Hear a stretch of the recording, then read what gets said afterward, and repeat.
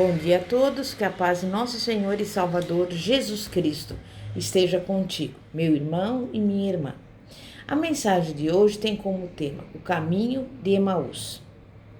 Você pode estar se perguntando, o que significa Emaús?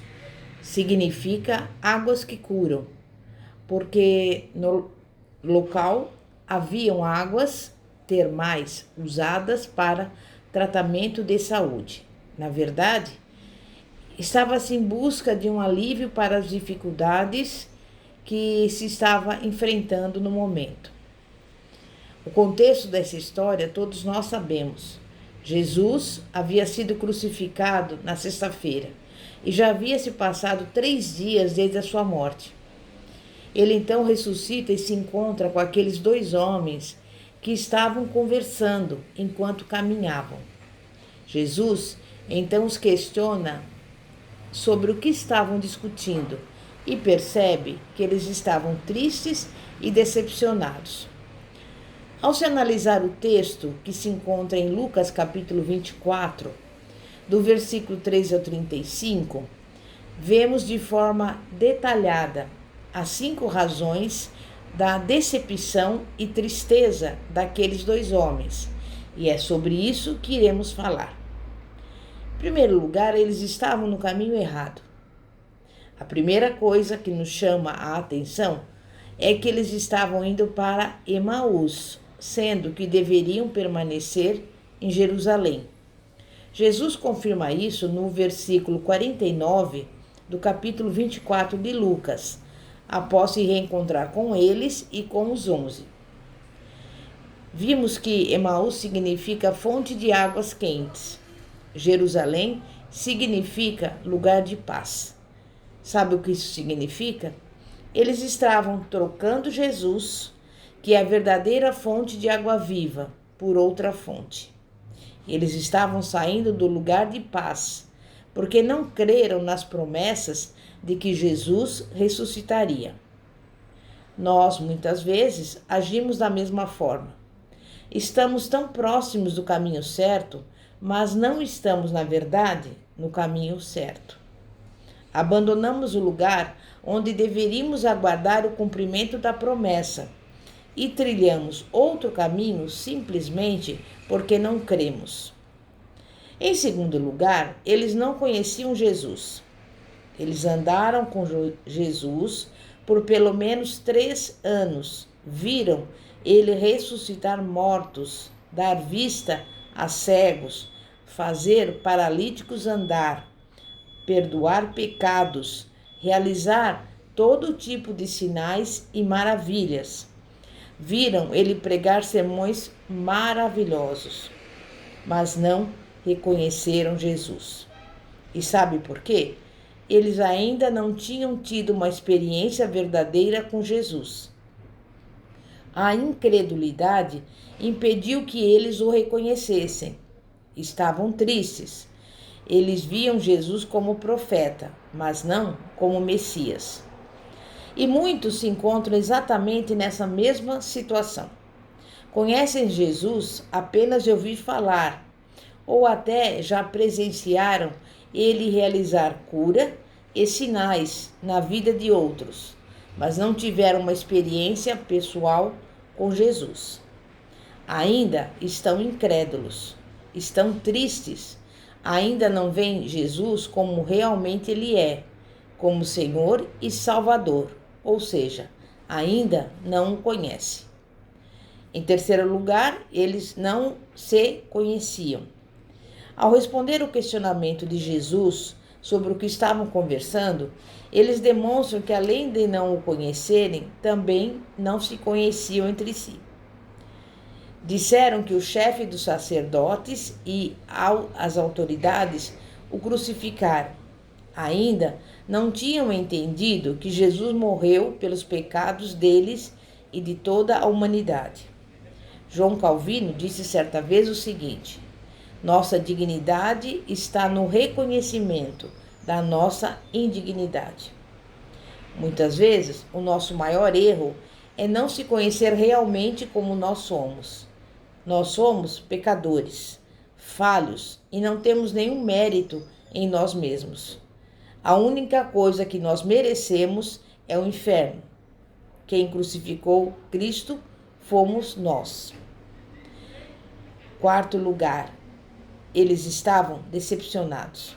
Aqueles dois homens depositaram a sua esperança em algo que Jesus não veio fazer, em algo que Jesus não havia prometido. Achavam que ele iria libertar a nação judaica da sujeição a Roma. Jesus tinha algo profundamente maior e melhor para eles: o perdão dos pecados e a vida eterna. Mas eles estavam com seus olhos voltados para algo passageiro e efêmero. Ao dizer, e hoje é o terceiro dia desde que tudo isso aconteceu, eles demonstram que não criam no sobrenatural de Deus. Os judeus tinham uma crença de que a alma deixava o corpo no terceiro dia, ou seja, se algo não tinha acontecido até ali, não ia acontecer mais, e isso tudo os deixou decepcionados. E essa mesma atitude se repete em nossos dias. Pessoas que buscam a Deus não pelo que é, mas porque querem a solução dos seus problemas. Querem restaurar seus casamentos, querem a cura pelas suas doenças físicas e da alma, querem uma casa, um carro, querem resolver os seus problemas financeiros. Enfim, querem tudo. Querem a bênção de Deus, mas não o Deus da bênção. E ainda querem do jeito que elas imaginam. E como se não bastassem, não creem no sobrenatural de Deus. Quinto lugar, não tinham discernimento. Em algumas versões, Jesus os chama de nécios, que significa tolos ou sem discernimento.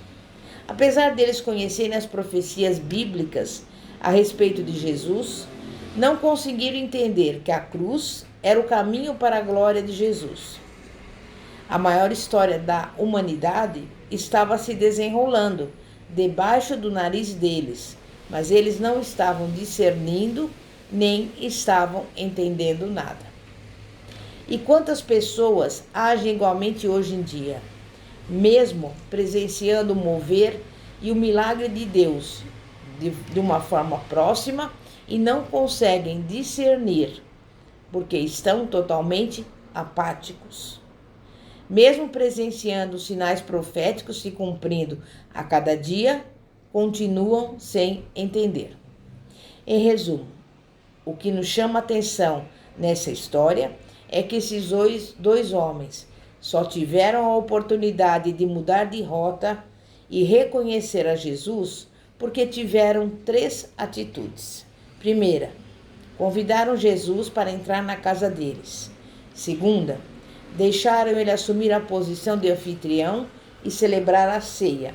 E terceira, voltaram para Jerusalém correndo. Só quando Jesus partiu o pão é que os olhos deles foram abertos. Eles lembraram dos momentos que presenciaram onde Jesus ceava e partia o pão com eles. Mateus 14:19 descreve o milagre da multiplicação dos pães e peixes, onde Jesus agiu exatamente da mesma forma no partir do pão. Tendo mandado as multidões que se reclinassem sobre a relva, tomou 5 pães e os 2 peixes, e erguendo os olhos ao céu, os abençoou, e partindo os pães, deu-os aos discípulos, e os discípulos às multidões. Isto é muito profundo. Jesus tomou o pão, abençoou, o partiu, entregou aos discípulos, e esses alimentaram a multidão. Jesus deixou bem claro que para nós o reconhecermos, temos que partir o pão. Quando deixamos de partir o pão, deixamos de conhecer a Cristo. Essa descoberta deu àqueles homens forças para voltar a Jerusalém, mesmo à noite. Tinham pressa de partilhar com os outros a descoberta que os fez renascer e ter coragem para enfrentar o poder da morte. Sim, Jesus era de fato o vencedor do caos e da morte. não era a fantasia das mulheres. Era uma realidade escondida, misteriosa, que só pode ser descoberta por quem aprende a partilhar, a se entregar, a sair do círculo vicioso dos interesses egoístas para lutar junto com os outros pela vida de todos. Quando seus olhos se abriram, livres das trevas e travas do poder dominante, esses homens puderam descobrir a morte de Jesus como uma expressão máxima de um amor sem limites. Amor que tem a sua origem no Pai, Pai eterno, cheio de ternura, gerador incansável da vida. Amor que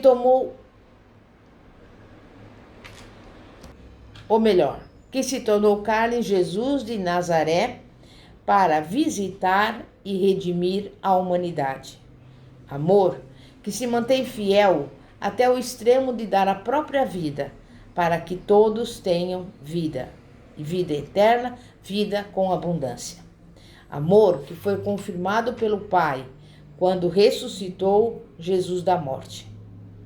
Essa experiência fez os discípulos renascerem para uma nova esperança. Ao redor de Jesus vivo, eles se uniram de novo e assumiram o projeto de vida para todos. A esperança é como um motor que leva a acreditar nos outros e a inventar práticas de fé.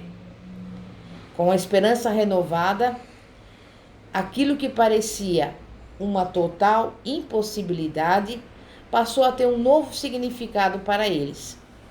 Esses homens perderam o medo, superaram a experiência de incapacidade e de impotência, deixaram de lado o negativismo terrorista e voltaram em plena noite, como se fosse de dia.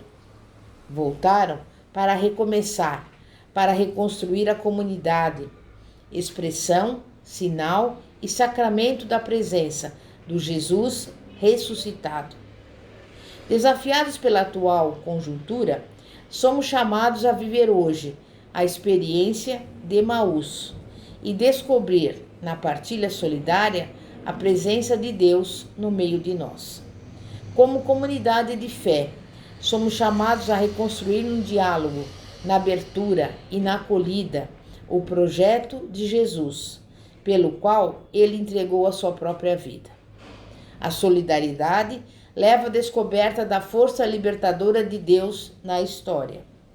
Com um olhar lúcido e criativo, procuraremos expressar esta fé numa solidariedade bem concreta e articulada, seja em nível de grupo, de bairro ou de cidade. Dizer articulada quer dizer que essa ação solidária deve ser comunitária. Só assim será de fato sinal do reino e poderá intervir em favor da vida em defesa dos pobres, os preferidos de Jesus.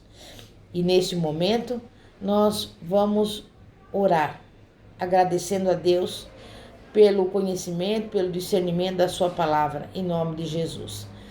Santíssimo Deus e poderoso Pai, Pai de nosso Senhor e Salvador Jesus Cristo. Muitas vezes estamos no caminho certo, mas não sabemos ou não reconhecemos este caminho.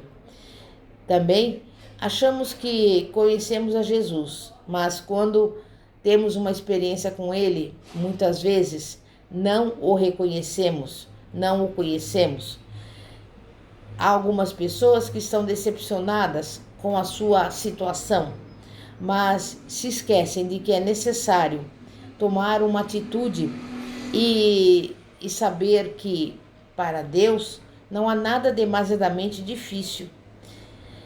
Por isso eu quero pedir, Pai, àqueles que estão nos ouvindo, que eles possam saber que para Deus não há nada impossível. A própria palavra de Deus diz: tudo é possível àquele que crê. Visita agora, meu Senhor, aqueles que estão doentes, aqueles que têm uma enfermidade no seu corpo. Que o Senhor venha neste momento, Pai, repreender todo mal, toda doença, porque é a Tua palavra que nos garante que o Senhor já levou sobre si as nossas enfermidades e pelas Suas pisaduras nós somos sarados. Vá ao encontro daqueles que estão desempregados, estão passando por necessidades. Mas é a tua palavra, Pai, que diz que o Senhor suprirá cada uma das nossas necessidades. Envia a essa pessoa a provisão, tudo aquilo que ela necessita, Pai, para que a sua necessidade seja agora atendida, em nome de Jesus. Visita cada lar, cada casa, cada família, visita os relacionamentos. Nós repreendemos agora, na autoridade do nome de Jesus, toda briga, toda contenda, toda divisão, e pedimos, Pai, que o Senhor coloque em cada casa a união, a harmonia, a paz que excede todo entendimento. E que essa pessoa que está nos acompanhando agora possa dar o seu testemunho. Tudo para a honra e glória do Senhor Jesus. Porque nós nada podemos, mas Ele é o Todo-Poderoso, é o Criador dos céus e da terra. E neste momento nós cremos e confiamos que tudo aquilo que nós estamos pedindo agora será cumprido, porque é a palavra de Deus que nos diz, em Jeremias 1:12, que Deus vela para cumprir a sua palavra. E que essa palavra que foi profetizada agora, ela seja cumprida na vida de cada um, em nome de Jesus. Amém? E graças a Deus. Pastora Fátima, da Igreja Evangélica Apostólica Poder de Cristo. Que a paz de nosso Senhor e Salvador, Jesus Cristo, esteja contigo. Glória a Deus, aleluia.